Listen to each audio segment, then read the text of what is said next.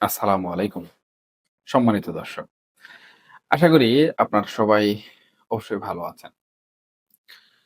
রাজনীতির রঙ্গমঞ্চে কখন যে ঠিক কোন দৃশ্যপট রচিত হয়, তা বোধহয় স্বয়ং বিধাতা ছাড়া আমার মনে হয় আর কেউই আগে থেকে হলফ করে বলতে পারেন না।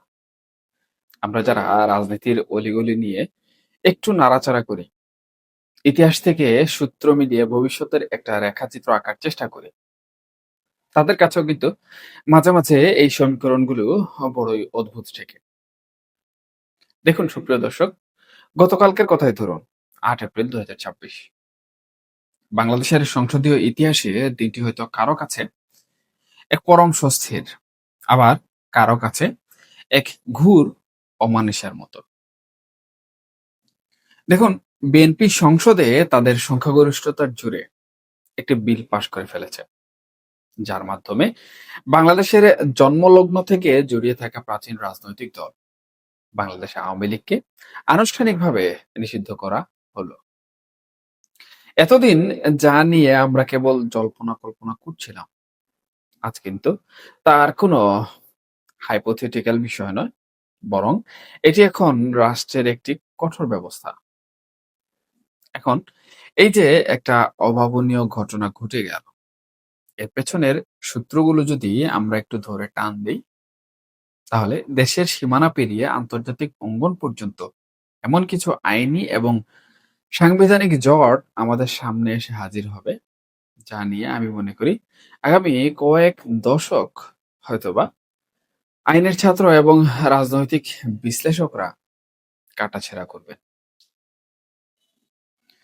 আজকের এই আড্ডায় আমরা কোনো বইয়ের পাতায় মুখস্থ করা ভুলিয়া উড়াবো না, বরং একেবারে খোলা মনে ইতিহাসের চশমা চোখে দিয়ে দেশীয় এবং আন্তর্জাতিক এই দুই মেরুর নিখুঁত সমীকরণে পুরো বিষয়টিকে বিশ্লেষণ করার চেষ্টা করব। আপনাদের নিশ্চয়ই মনে আছে ২০২৪ সালের সেই উত্তাল দিনগুলোর কথা। সেই যে এক অভাবনীয় গণ অভ্যুত্থান, যার জেরে শেখ হাসিনার সরকারের পতন হলো এবং রাষ্ট্র পরিচালনার হাল ধরলেন নোবেলজয়ী ডক্টর মোহাম্মদ ইউনূস। উনার নেতৃত্বাধীন সেই যে অন্তর্বর্তীকালীন সরকার, সেই সরকারের আমলেই কিন্তু আওয়ামী লীগ এবং শেখ হাসিনার বিরুদ্ধে সবচেয়ে বড় অভিযোগটি আনা হয়েছিল। মানবাধিকার লঙ্ঘন এবং মানবতা বিরোধী অপরাধের অভিযোগ। আর সেই অভিযোগের ভিতের উপর দাঁড়িয়েই কিন্তু সেই সময় নিষিদ্ধ করা হয়েছিল এবং গতকাল বিএনপি সরকার তাদের সম্পূর্ণভাবে নিষিদ্ধকরণ বিলটি পাশ করেছে। এখন আওয়ামী লীগ যদি এই পুরো প্রক্রিয়াটিকে চ্যালেঞ্জ করতে চায়, তবে তাদের লড়াইয়ের প্রথম ফ্রন্টটি হবে একেবারে গোড়ায় আঘাত করা। দেখুন, আওয়ামী লীগের বাঘা বাঘা আইনজীবীরা কিন্তু দেশের আদালতে প্রথমেই এই প্রশ্নটি তুলতে পারেন যে ডক্টর ইউনূসের নেতৃত্বাধীন অন্তর্বর্তীকালীন সরকার ২০২৪ সালে দায়িত্ব নিয়েছিল। আমাদের সংবিধানের সেই সরকারে কোনো বৈধতা কি আদৌ ছিল? আপনারা জানেন, পঞ্চদশ সংশোধনীর মাধ্যমে তত্ত্বাবধায়ক বা অন্তর্বর্তীকালীন সরকারের বিধানটি সংবিধান থেকে আগেই কিন্তু মুছে ফেলা হয়েছিল। সুতরাং আইনি দৃষ্টিকোণ থেকে বিচার করলে সেই সরকারটি ছিল একটি অসাংবিধানিক সরকার। আইনের একটি খুব সাধারণ সূত্র হচ্ছে, গাছের শেকড় যদি বিষাক্ত হয়, তবে তার ফলও কিন্তু বিষাক্ত হতে বাধ্য। আইনজীবীরা বলবেন, যেহেতু সেই সরকারই সংবিধান সম্মত ছিল না, সেহেতু তাদের অধীনে অনুষ্ঠিত হওয়া ২০২৬ সালের যে নির্বাচন, সেই নির্বাচনে জিতে বিএনপি আজ সংসদে বসেছে, তার কোনো আইনি বৈধতা নেই। আর সংসদ যদি বৈধ না হয়, তবে সেই অবৈধ সংসদের পাশ করা ৮ এপ্রিলের বিলটিও সম্পূর্ণ বাতিলযোগ্য। কিন্তু দর্শক, বাস্তবতা বড়ই কঠিন। যখনই কোনো দেশে বিপ্লবের মাধ্যমে ক্ষমতার পালাবদল হয়, তখন সর্বোচ্চ আদালতগুলো সাধারণত রাষ্ট্রীয় জরুরি প্রয়োজনের মতবাদ বা ডক্ট্রিন অব নেসেসিটির আশ্রয় নিয়ে রাষ্ট্রযন্ত্রকে অচল হওয়ার হাত থেকে বাঁচায়। আদালত যদি ২০২৬ সালের নির্বাচনকে অবৈধ ঘোষণা করে, তবে রাষ্ট্র এক ভয়াবহ সাংবিধানিক শূন্যতায় পড়বে। তাই দেশের আদালতের এই এক বিশাল পাহাড় টপকানো আওয়ামী লীগের জন্য কিন্তু বেশ কঠিন হবে। আর ঠিক এই জায়গাতেই চলে আসে আমাদের আলোচনার সবচেয়ে গুরুত্বপূর্ণ এবং মিসিং লিঙ্কটি, আন্তর্জাতিক রাজনীতি এবং আন্তর্জাতিক আইনের মারপ্যাচ। দেখুন, দেশের আদালতে যদি সমাধান না মেলে, তবে কি আওয়ামী লীগ আন্তর্জাতিক আদালতে যেতে পারবে? গেলে ফলাফল কি হবে? এখানে সাধারণ মানুষের মাঝে একটা বড় ভুল ধারণা আছে।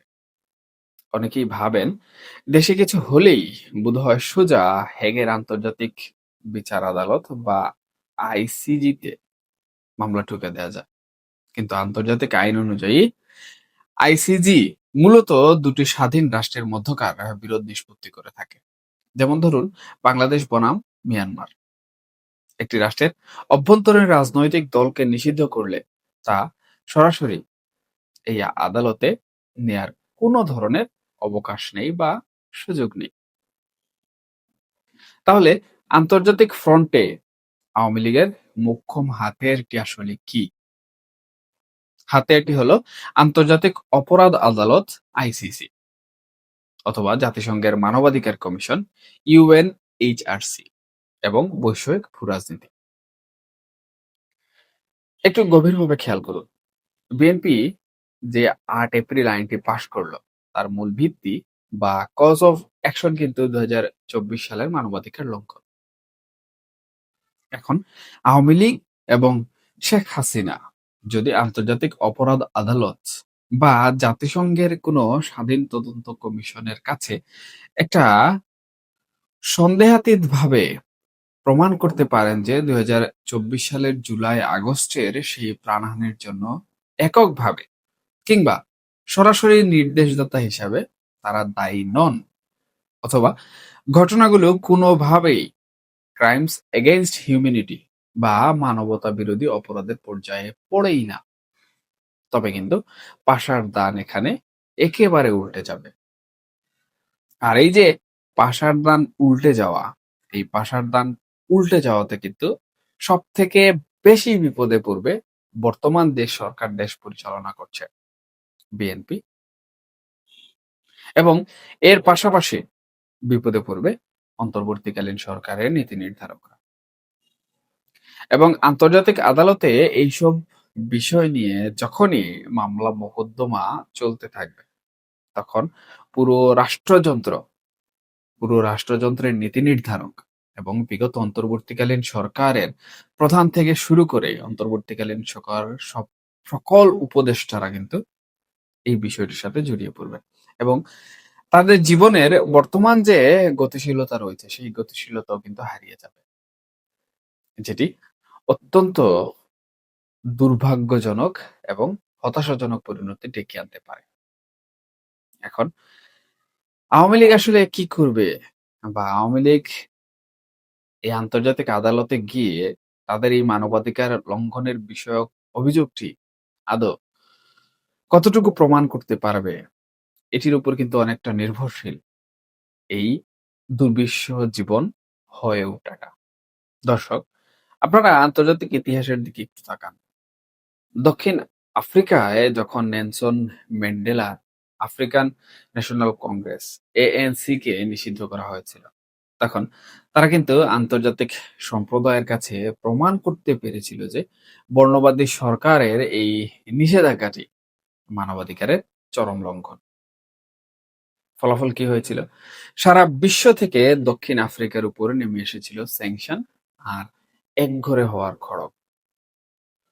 একইভাবে আওয়ামী লীগ যদি আন্তর্জাতিক ফোরামে নিজেদের মানবাধিকার লঙ্ঘনের অভিযোগ থেকে নির্দোষ প্রমাণ করে ক্লিন চিট নিয়ে আসতে পারে, তখন কিন্তু পশ্চিমা বিশ্ব, বিশেষ করে মার্কিন যুক্তরাষ্ট্র এবং ইউরোপীয় ইউনিয়ন কিন্তু আর চুপ করে বসে থাকবে না।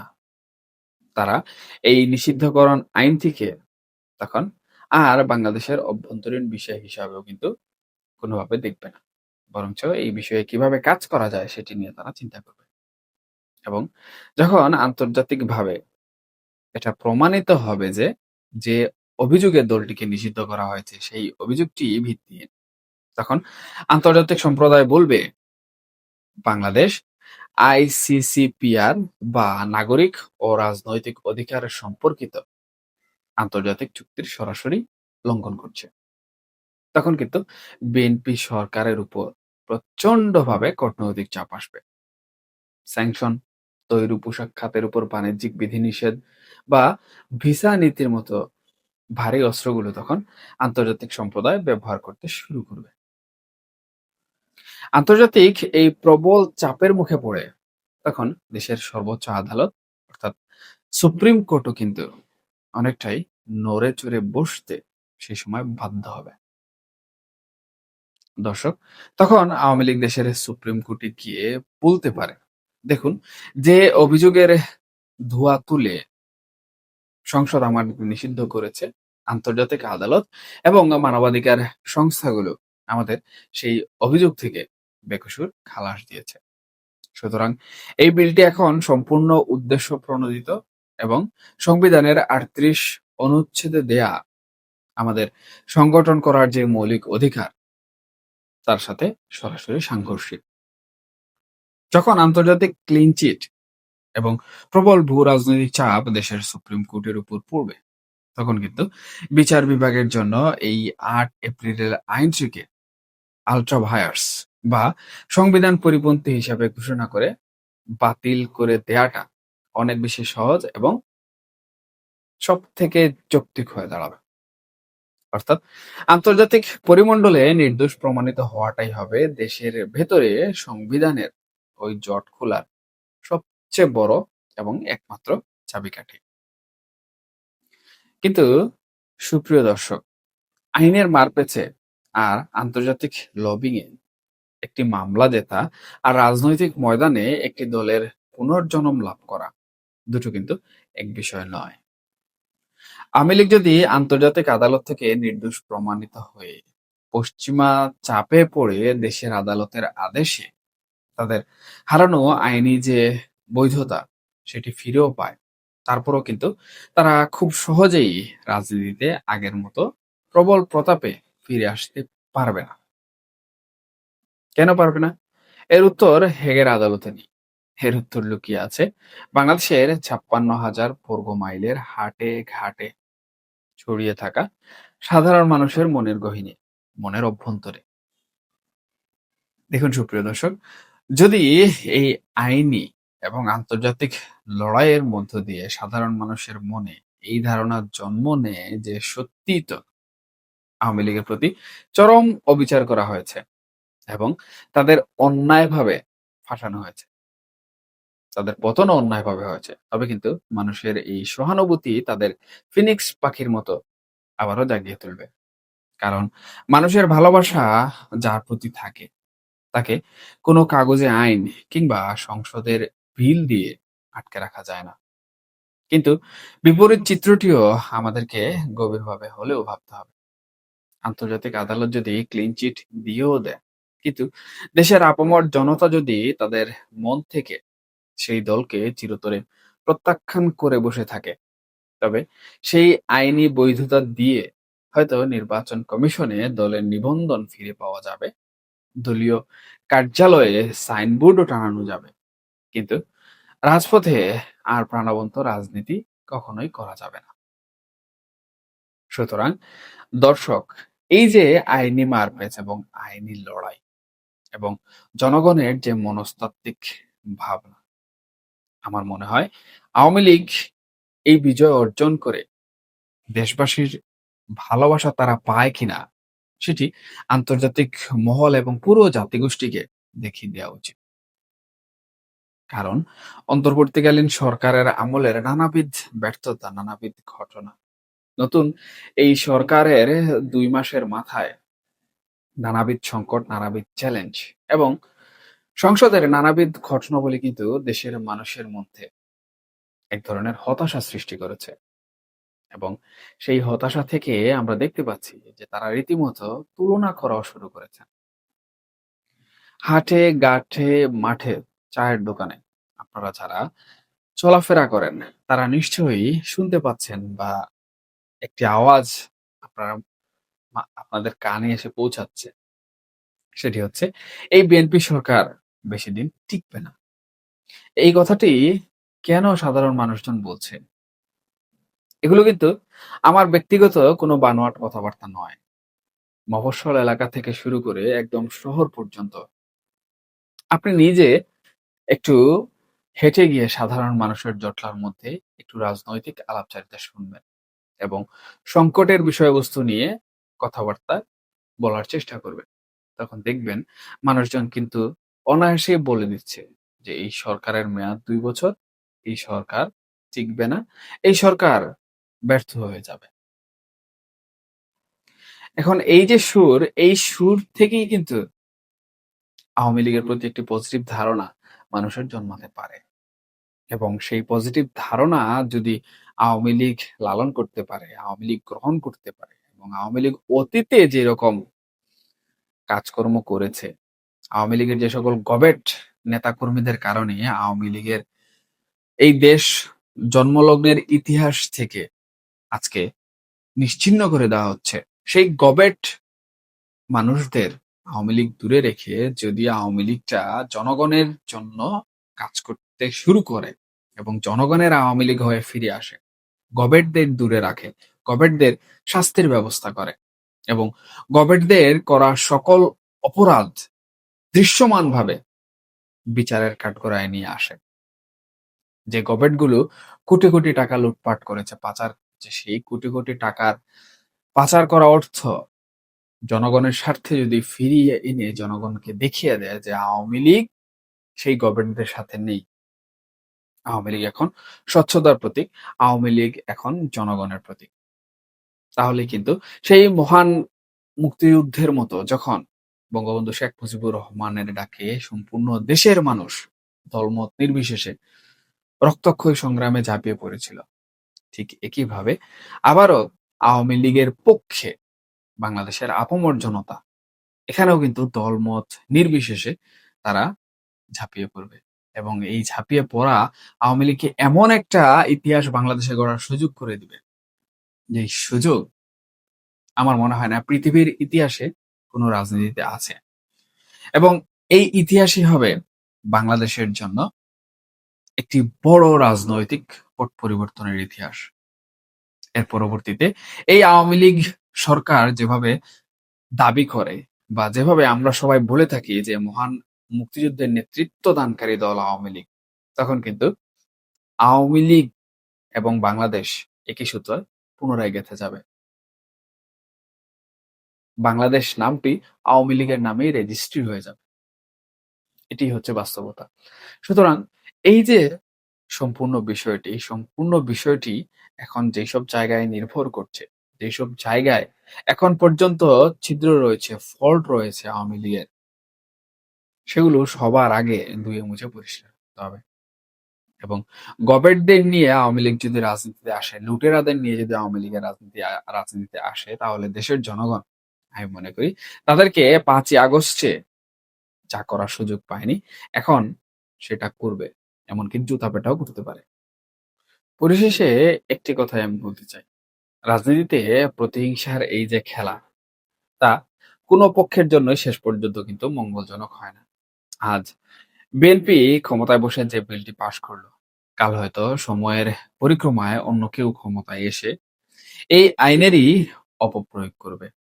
ডক্টর ইউনূসের অন্তর্বর্তীকালীন সরকারের বৈধতার প্রশ্ন, ২০২৪ সালের মানবাধিকার লঙ্ঘনের আন্তর্জাতিক বিচার, ২০২৬ সালের নির্বাচন এবং ৮ এপ্রিলের এই বিল পাস। এই পুরো জার্নিটা বাংলাদেশের রাজনৈতিক বিবর্তনের একটি চরম নাটকীয় অধ্যায় হয়ে থাকবে।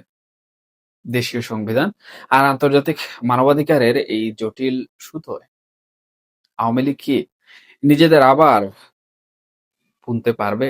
নাকি ইতিহাসের পাতা থেকে চিরতরে হারিয়ে যাবে? সেই উত্তর পাওয়ার জন্য আমাদের অবশ্যই অপেক্ষা করতে হবে। দেখতে হবে পরাশক্তিগুলোর দাবার ছাল এবং আমাদের দেশের সাধারণ মানুষের পালস। কারণ আমি একটা কথা সবসময় বলি, রাজনীতিতে শেষ কথা বলে কিছু নেই। আর সময়ের চেয়ে বড় বিচার পৃথিবীতে দ্বিতীয়টি কেউ করতে পারে না। আজকের মতো এ পর্যন্তই। আজকের এই আলোচনা প্রসঙ্গে আপনাদের যদি কোনো প্রকার মন্তব্য থেকে থাকে সেটা পক্ষে হোক, বিপক্ষে হোক, ভালো হোক, খারাপ হোক, আপনারা কমেন্ট বক্সে অবশ্যই জানাবেন। কারণ আপনাদের মতামত আমার জন্য অত্যন্ত গুরুত্বপূর্ণ। আমি সেখান থেকে শিক্ষা অর্জন করি। এবং এই আলোচনাটি করার উদ্দেশ্য হচ্ছে কমেন্ট সেকশনে করা আপনাদের এই আইনি জটিলতা, আন্তর্জাতিক এবং অভ্যন্তরীণ মারপ্যাচের প্রশ্নের আলোকে। সুতরাং আপনারা যারা প্রশ্ন করেছেন, আপনারাও কমেন্ট বক্সে অবশ্যই জানাবেন যে আপনাদের প্রশ্নের উত্তর কি আপনারা পেয়েছেন? যদি না পেয়ে থাকেন তাহলে আবারও কমেন্ট সেকশনে আপনাদের প্রশ্ন বিস্তারিতভাবে তুলে ধরবেন। আমি চেষ্টা করব আমার যে স্বল্প পরিমাণে জ্ঞান রয়েছে সেই জ্ঞানের আলোকে আমি আবারও এই বিষয়টি সুন্দরভাবে বিশ্লেষণ করে আলোচনা করে আপনাদেরকে জানানোর। আমার জন্য সবাই দোয়া করবেন। আল্লাহ হাফেজ।